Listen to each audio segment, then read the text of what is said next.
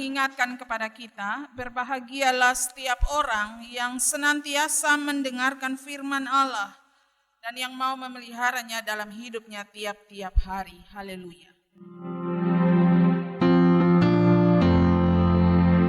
Haleluya, haleluya, haleluya. Jemaat Tuhan dipersilakan untuk duduk kembali.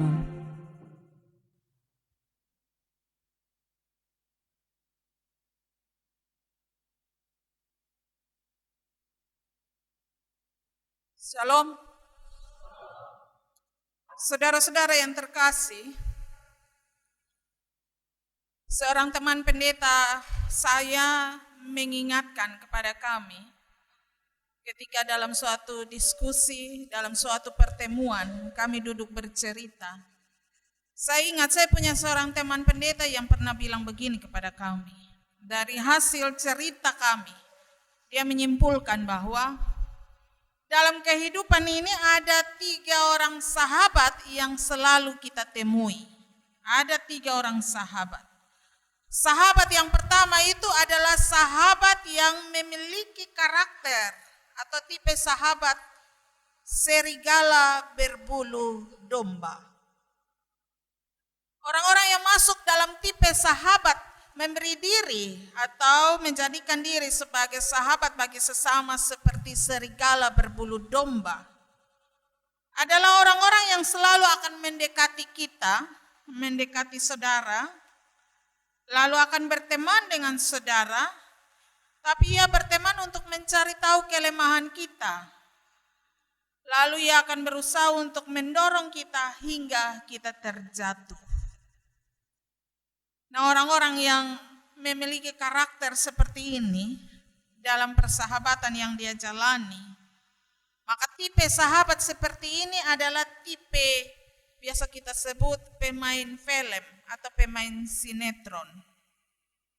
Hebat bersandiwara, seolah-olah berteman, tapi berteman untuk cari tahu kelemahan lalu menjatuhkan. Yang kedua, sahabat yang kita temui, atau bahkan ketika kita bersahabat dengan seseorang, bisa saja kita ada dalam karakter sifat tipe sahabat merpati, seperti burung merpati. Artinya bahwa seseorang yang bersahabat seperti burung merpati adalah orang yang tulus, tanpa akal bulus, tanpa tipu-tipu dalam berteman. Bahkan selalu ada untuk teman pada setiap saat, bahkan pada saat-saat yang tidak terduga atau bahkan saat-saat kehilangan harapan, teman atau sahabat itu pasti akan ada. Yang ketiga, ada juga tipe sahabat wartawan. Dia tidak suka mendorong kita untuk jatuh, tapi dia juga bukan tipe yang mengangkat kita ketika kita jatuh. Tapi tipe wartawan ini adalah tipe yang selalu suka potret, memotret kita, memposting kita ketika kita mengalami kejatuhan, sehingga keadaan kita menjadi bahan gosipan yang begitu hangat di kalangan masyarakat umum. Nah, ini silakan koreksi, kita masuk dalam pribadi yang mana, pribadi sahabat yang mana, atau sahabat seperti apa yang sekarang ini sedang bergaul dengan kita, tipe yang mana, 1, 2, atau 3. Tapi saudara-saudara, dari 3 tipe sahabat ini, saya yakin bahwa menurut kita sahabat yang paling baik itu adalah sahabat yang memenuhi kriteria yang kedua, seperti merpati, tulus tanpa akal bulus, begitu. Tulus dan tidak suka menipu. Seorang yang tulus, tapi yang selalu ada, hadir bersama-sama dengan kita pada setiap saat, terutama pada saat-saat yang tidak terduga di mana kita membutuhkan seorang sahabat, dia ada. Jelas, semua kita menginginkan sahabat begitu. Bagi kita, sahabat adalah seorang yang selalu hadir setiap waktu, terutama pada saat kejatuhan kita. Lalu dia ada dan memberi kita semangat untuk bisa bangkit kembali. Tapi saudaraku, mesti kita pahami bahwa sahabat yang baik yang selalu hadir bersama dengan kita pada setiap waktu, terutama yang mau mengangkat kita pada saat kejatuhan yang kita alami, adalah sahabat yang tidak selalu bersepakat dengan apa yang menjadi pendapat kita. Belum tentu Sahabat yang baik bukan berarti bahwa ia adalah orang yang selalu bersepakat dengan apa yang menjadi kemauan kita, tidak. Ia mau mendengarkan kita, tapi tidak selamanya ia harus bersepakat dengan kita. Sebaliknya, ia tidak langsung dengan spontanitas membatalkan pendapat kita, tetapi ia akan memberikan gambaran yang jelas untuk membuat kita bangkit kembali dari keterpurukan yang kita alami. Itu sahabat yang baik, itu seperti itu. Dia tulus tanpa tipu-tipu. Dia tidak selalu setuju dengan kita, tapi dia akan memberikan gambaran yang jelas untuk mengangkat kita kembali dari kejatuhan atau keterpurukan kita. Nats pembimbing kita tadi bilang bahwa seorang sahabat itu menaruh kasih setiap waktu. Artinya bahwa setiap waktu dia selalu mengasihi kita. Dan dia selalu menjadi saudara bagi kita dalam kesukaran. Meskipun dia tidak selalu satu pendapat dengan pendapat yang kita punya. Kali ini saudara-saudara kita akan melihat bagaimana Tuhan bersikap sebagai seorang sahabat yang baik bagi Nabi Elia dalam bacaan yang kita renungkan pada sore hari ini. Saudara-saudara kenal Elia? Elia adalah seorang nabi Allah. Dari Alkitab kita kenal Elia itu seorang nabi Allah. Dia begitu sangat giat melayani pekerjaan Tuhan. Kita lihat dalam bacaan selanjutnya di judul yang kedua yang kita baca tadi. Ketika Elia itu sudah sampai kemudian ke sebuah gunung di Gunung Horeb itu namanya, Tuhan bertanya kepada dia apa yang dia lakukan. Dan Elia bilang kepada Tuhan bahwa ia masih memberi diri untuk tetap setia melayani Tuhan melalui pekerjaan pelayanan Tuhan. Jadi Elia ini adalah seorang yang melayani pekerjaan Tuhan dengan sangat giat. Ia sangat menentang yang namanya penyembahan kepada Baal. Ia mempertahankan iman sejatinya kepada Tuhan dengan hidup berusaha untuk tidak menyembah Baal. Begitu juga dengan umat Israel. Dia selalu serukan supaya stop sembah dewa Baal. Dalam urusan mempertahankan imannya, Elia ternyata berhadapan dengan dua kekuatan besar. Dari segi ukuran manusia, ada dua kekuatan besar yang dia hadapi yang tidak bisa dia lawan. Kekuatan pertama itu adalah kekuatan yang secara formal ia hadapi dari raja kerajaan Israel Utara pada waktu itu. Namanya Raja Ahab. Raja Ahab ini terpengaruh dengan raja-raja Israel Utara sebelumnya yang mereka biasanya hidup menyembah dewa Baal. Dewa Baal ini dewa kesuburan orang Kanaan, saudara-saudara. Dan Raja Ahab, raja kerajaan Israel Utara ini menyembah dewa itu. Karena itu, dia tidak menyembah Allah Israel yang hidup. Penyembahan Ahab pada dewa Baal itu lalu mendapatkan dukungan kuat oleh istrinya yang bernama Isabel. Isabel ini adalah seorang putri dari seorang imam di kota Tirus dan kota Sidon. Tapi Isabel ini juga ternyata menyembah dewa Baal. Bayangkan, putri dari seorang imam, pemimpin atau tokoh agama, ternyata menyembah dewa Baal. Isabel menikah dengan Ahab dan Isabel memberi dukungan kuat kepada Ahab untuk selalu menyembah dewa Baal. Ketika Isabel di Samaria dan lalu menjadi permasyuri dari Raja Ahab, ia menyuruh membangun pusat penyembahan berhala, lalu menggalang penyembahan besar-besaran kepada Baal, dengan mengorganisir kelompok para imam-imam Baal. Ketika itu, maka para penyembah Allah di Israel, mereka kemudian hidup dengan tidak mampu berbuat apa-apa untuk melawan kebiasaan itu. Karena mereka ada di bawah ancaman dari Raja Ahab, terutama ancaman dari Ratu Isabel, dan juga ancaman dari para imam-imam atau nabi-nabi yang menyembah Baal itu. Kalau dalam 2 Raja-Raja 11 ayat 1 sampai ayat 3 itu saudara-saudara bisa baca di sana, Ratu Isabel itu punya seorang putri namanya Atalia. Dan Atalia ini kerjanya menghasut nabi-nabi Baal, sehingga lalu kemudian nabi-nabi Baal ini hampir saja memusnahkan semua keturunan Daud.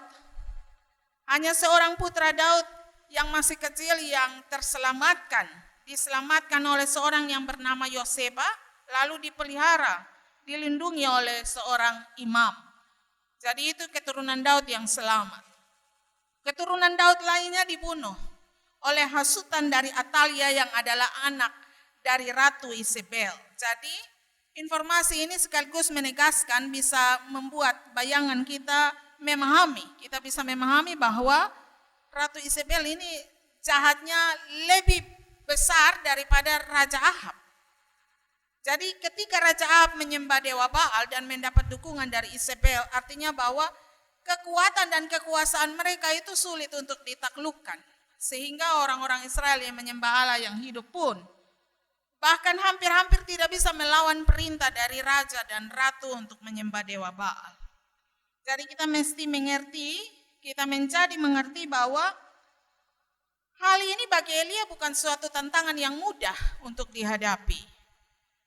Lalu Elia juga tidak hanya berhadapan dengan kekuatan dan kekuasaan politik sampai kepada urusan agama soal penyembahan pada Raja Ahab dan juga Ratu Isabel itu saja, tapi juga bahwa Elia berhadapan dengan jaringan-jaringan kekuatan milik Isabel yang lain, yang lebih ganas kekuatannya dari yang dimiliki oleh suaminya, yakni Raja Ahab.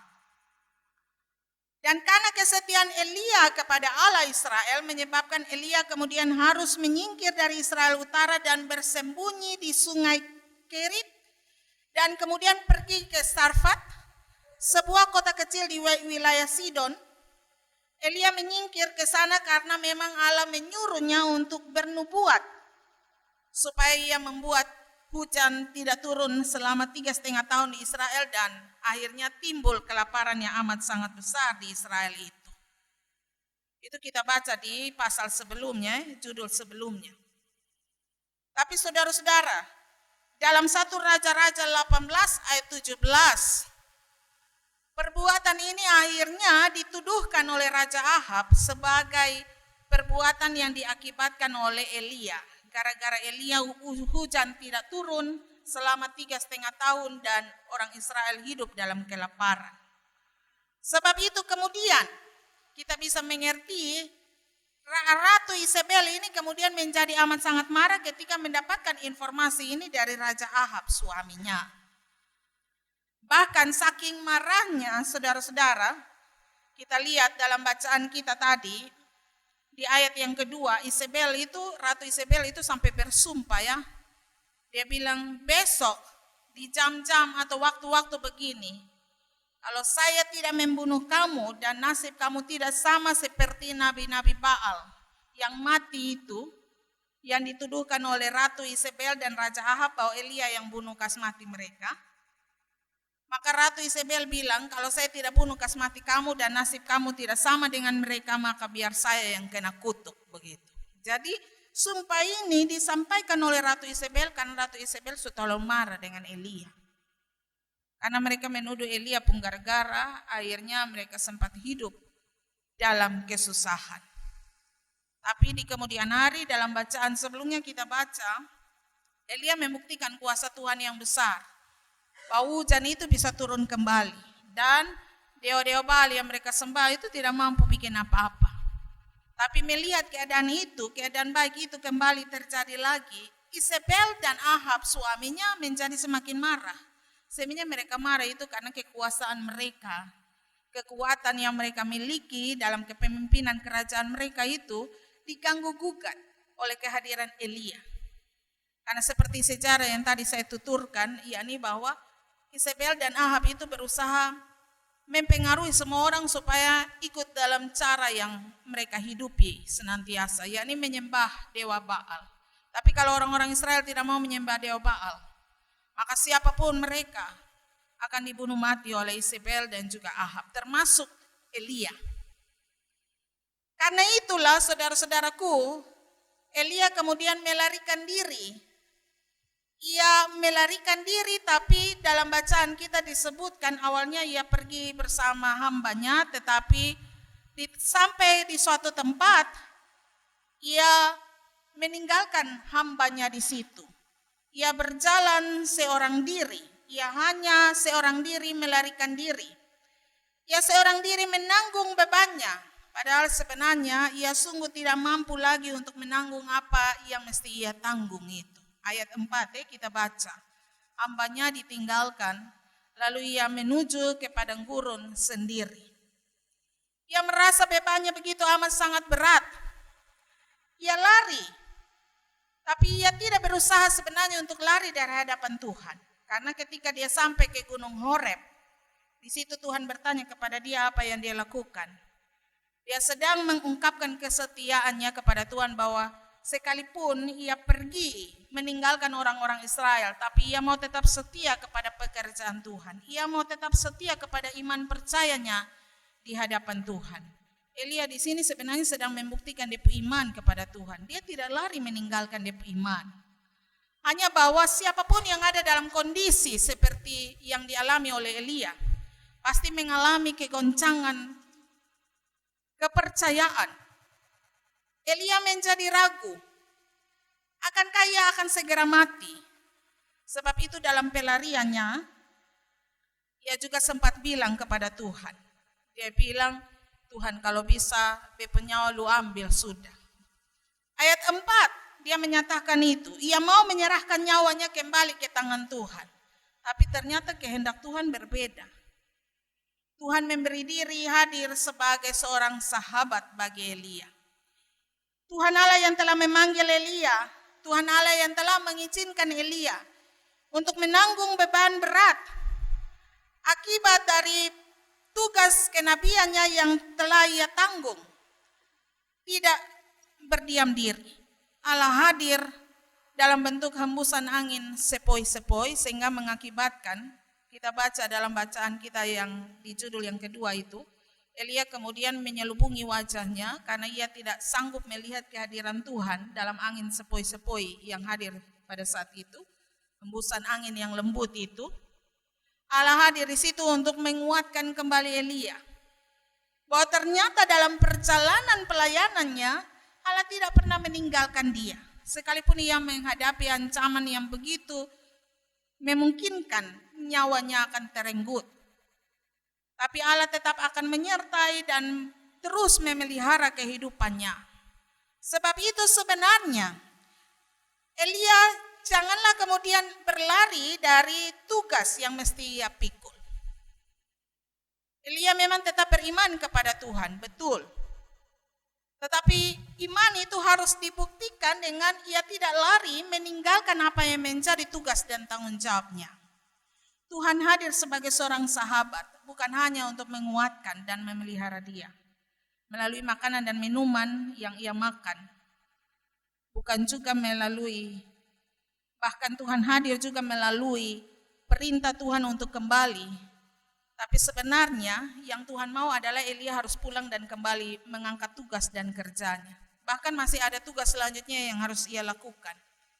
Ia harus menyiapkan figur-figur penggantinya yang akan memimpin umat Israel dalam perjalanan pelayanan ini, pengembaraan ini. Bahkan juga ia harus menyiapkan orang-orang yang kemudian akan Tuhan pakai seterusnya untuk maksud pelayanan Tuhan di kehidupan ini. Tuhan sedang membuktikan kepada Elia bagaimana pemeliharaan Tuhan dan kehadiran Tuhan yang tidak meninggalkan Elia.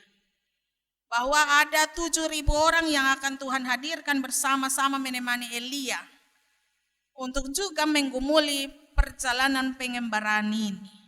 Bahkan juga pelayanan selanjutnya, tugas tanggung jawab selanjutnya yang harus dilakukan oleh Elia. Saudara-saudara, dari kisah ini apa yang mau kita pelajari?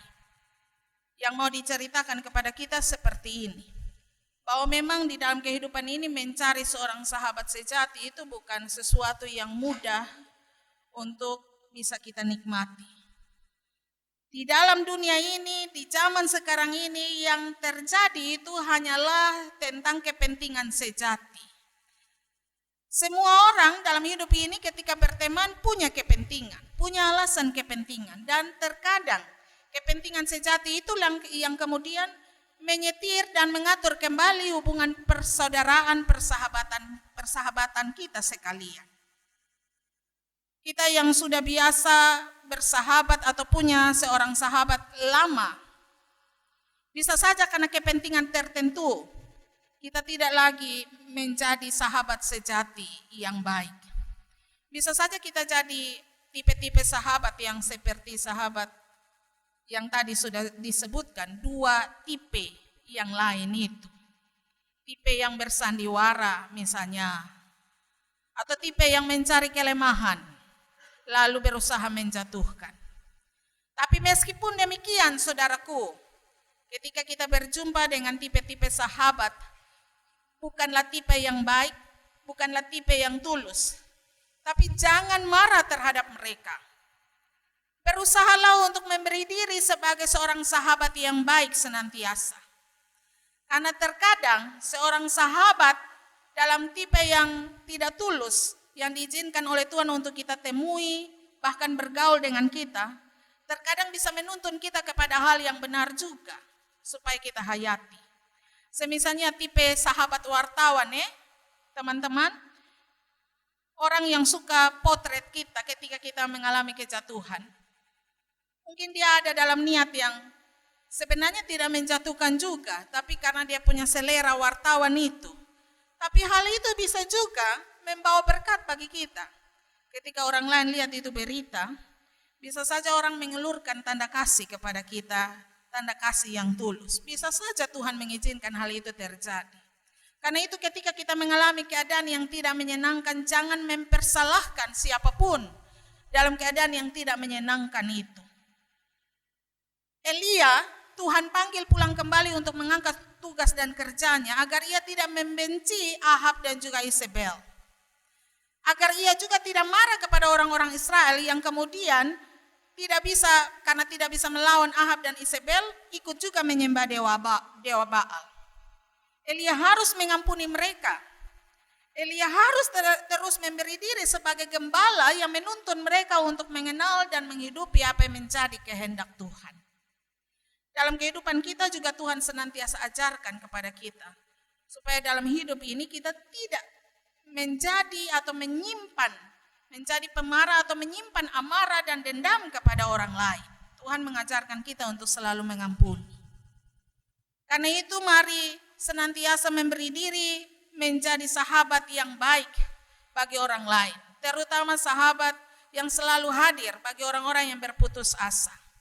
Tuhan sendiri memberi diri menjadi contoh, menjadi sahabat yang hadir dalam keputusasaan seseorang, seperti Elia.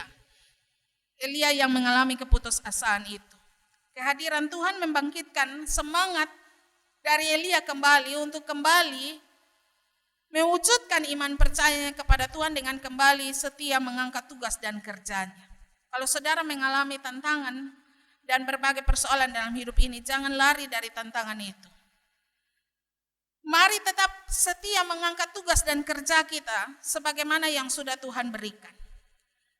Lakukan itu dengan setia dalam iman percaya yang teguh di hadapan Tuhan. Percayalah bahwa dalam setiap pergumulan yang selalu kita angkat dengan setia di hadapan Tuhan, Tuhan melihat apa yang menjadi pergumulan kita tiap-tiap saat. Tuhan hadir di situ untuk selalu akan memberkati kita, meskipun tidak selalu tandanya atau wujudnya yakni bahwa kita terlepas dari tantangan itu. Tuhan menemani kita untuk menguatkan kita. Karena itu saudaraku, jangan putus asa. Jika punya teman yang berputus asa, berilah diri sebagai sahabat yang tulus baginya. Kehadiran seorang sahabat yang tulus akan selalu memberi semangat bagi siapapun untuk selalu tetap berjuang untuk melakukan yang benar dan yang baik seperti yang Tuhan inginkan dalam kehidupan ini. Itu salah satu wujud kita menyatakan iman percaya kita kepada Tuhan. Sebab itu, bahagian perenungan ini baiklah selalu mengingatkan kepada kita bahwa dalam setiap perjalanan pengembaraan kehidupan ini, Tuhan selalu menemani kita. Tuhan selalu memelihara kita. Ia mengenal keluh kesah dan rasa syukur kita. Karena itu lakukan bahagian kita dengan penuh tanggung jawab dalam iman percaya kepada Tuhan. Dengan tetap melakukan yang benar. Selebihnya semua yang baik akan Tuhan kerjakan menjadi bahagian berkat yang bisa kita alami. Berbahagia setiap orang yang senantiasa percaya dan mengamini kehadiran dan pemeliharaan Tuhan dalam kehidupannya tiap-tiap saat. Amin.